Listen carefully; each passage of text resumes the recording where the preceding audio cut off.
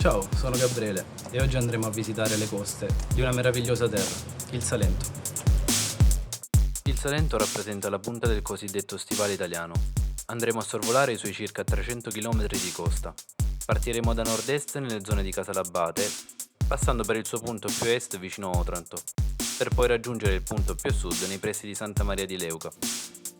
Risaliremo poi verso nord-ovest nelle zone di Gallipoli, seguendo la costa ionica fino a Punta Prosciutto. Iniziamo.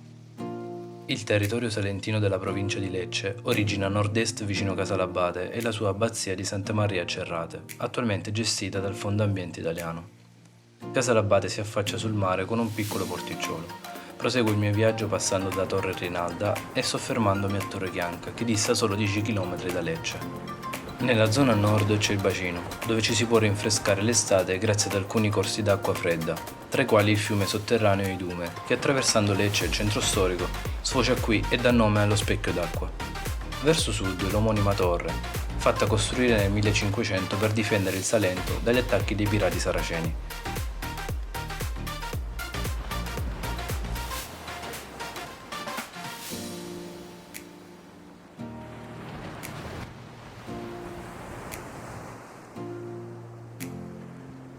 Proseguendo poi verso Frigole troviamo il bacino artificiale di Acquatina, frutto di bonifica fondiaria, dove questa mattina dei kite si spiegano al vento.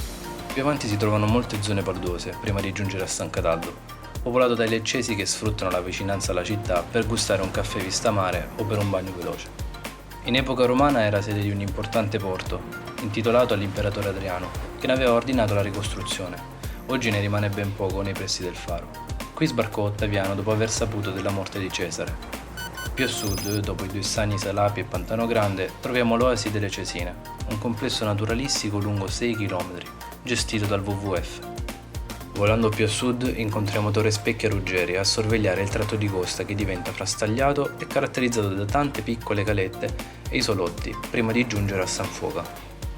Passeggiando tra i piccoli ponti di legno mi soffermo a guardare la torre, una delle tante che incontreremo anche più avanti del sistema difensivo voluto da Carlo V nel Cinquecento. Oggi restaurata è sede degli uffici della Capitaneria di Porto, dove accanto sorge la piccola cappella settecentesca con gli altari dei santi Pietro e Andrea. Il porto, che ospita sia barche di pescatori e piccole barche turistiche, è uno dei più importanti della costa tra Brindisi e Otranto. Il lungomare è ben tenuto, la sera si anima di gente e turisti che passeggiano e vivono in locali aperti fino a tarda sera. Nato come un villaggio di pescatori, sta diventando negli ultimi anni una nota località di villeggiatura estiva.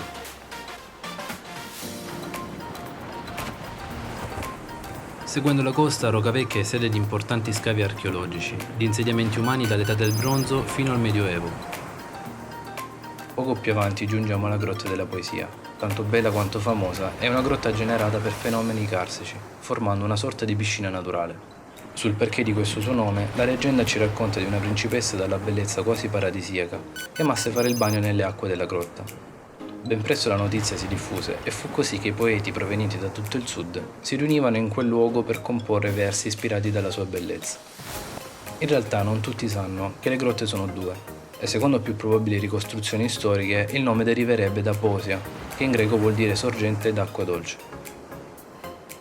Tra le due c'è il santuario della Madonna di Roca e nella meno nota Grotta della Poesia Piccola ci sono iscrizioni messapiche, latine e greche sulle sue pareti. Era anticamente il luogo di culto pagano del dio Tautor.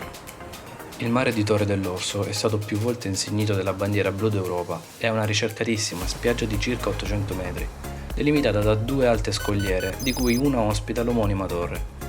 Invece di essere più ricercato la sera è il suo centro, con attività commerciali sia per giovani che per adulti. Nell'altra scogliera si trova la grotta di San Cristoforo, intitolata all'omonimo martire e protettore dei viandanti. Era un antico tempio scavato nella roccia, vicino ai faraglioni delle due sorelle. Secondo la leggenda il nome deriva da due sorelle, che per lavoro non avevano mai avuto la possibilità di guardare il mare, e una volta arrivate a Torre dell'Orso rimasero ammaliate da tanta bellezza, tuffandosi in mare da una rupe. Non riuscirono però a guadagnare la riva, quindi gli dei, mossi a compassione, le tramutarono nei due suggestivi faraglioni affinché non si perdesse mai il loro ricordo.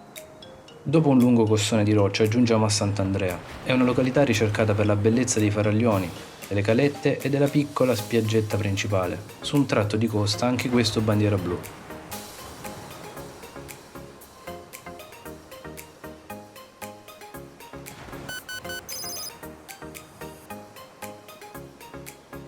La sera, ricca di eventi, è una meta ambita dai giovani, soprattutto nel weekend. Più a sud di Sant'Andrea, procedendo verso Specchiulla, nell'alta scogliera si apre una grande pineta dove poter riposare o fare picnic all'ombra. Non a caso questo è uno dei luoghi tipici dove i salentini trascorrono la Pasquetta.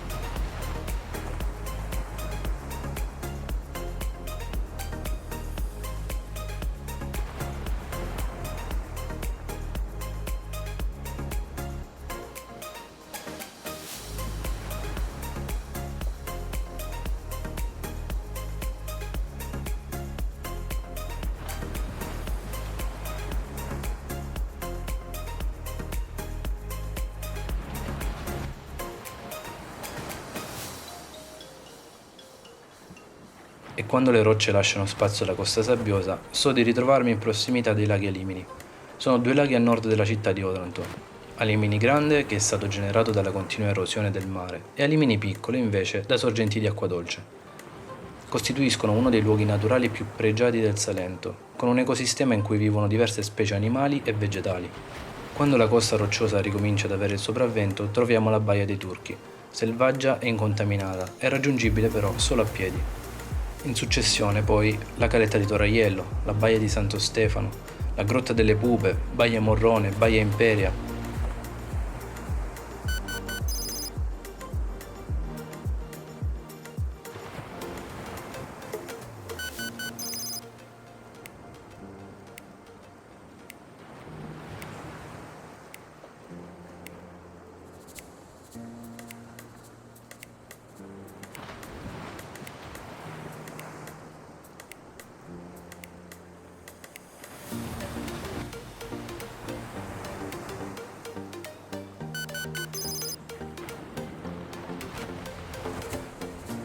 E ancora la grotta sfondata, Mulino d'acqua, grotta della Monaca con la sua omonima cala, la cala di San Pietro dei Canali, la spiaggia della Cattapignola, la cala del canale del Cafaro e la spiaggia di Rinule.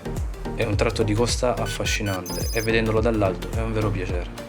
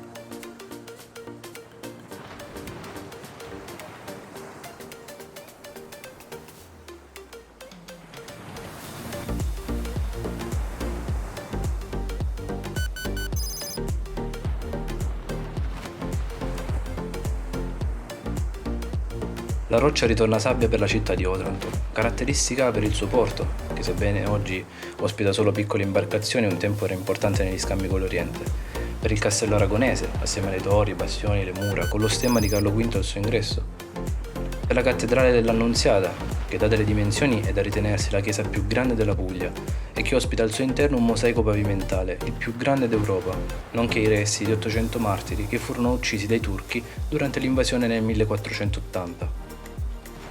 Ancora più interessante è il monastero di San Nicola di Casole, poco a sud di Otranto, perché lì i monaci basiliani avevano creato la più grande biblioteca dell'Occidente e istituito la prima forma di college. Venivano istruiti sia i ragazzi che gli adulti e fu uno di questi monaci, Pantaleone, l'autore del mosaico di cui vi parlavo prima.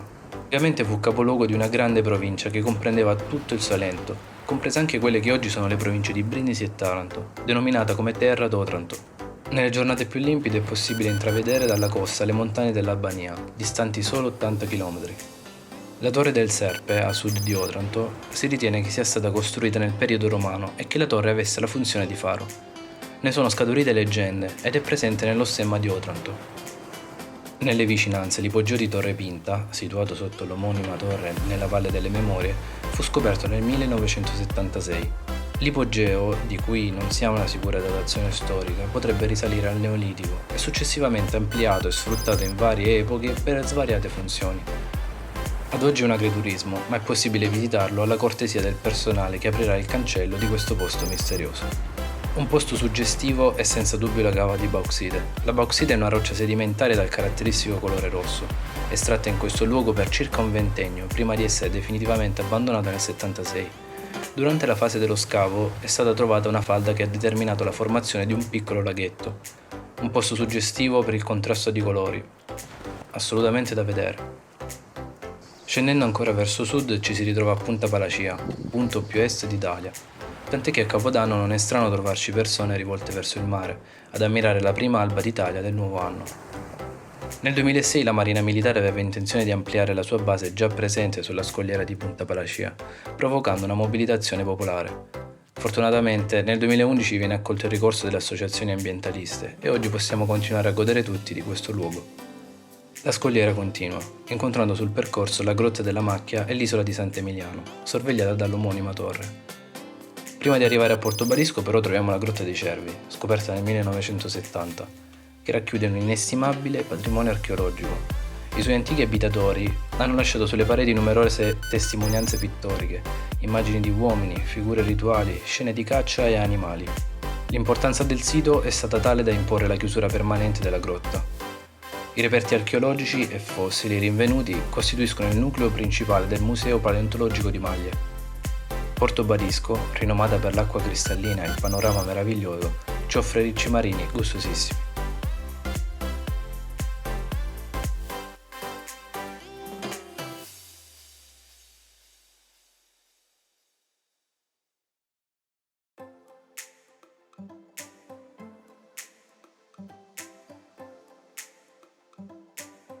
Scendendo ancora troviamo Santa Cesarea Terme, su un ripiano della scogliera che si affaccia sul canale d'Otranto. Spicca subito la bellissima Villa Sticchi, costruita per Giovanni Pasca, il primo concessionario delle terme. Santa Cesarea è caratterizzata dalla presenza di sorgenti termali di acque sulfuree che sgorgano a 30 gradi in 4 diverse grotte: Gattulla, Sulfurara, Solfurea e Ferida.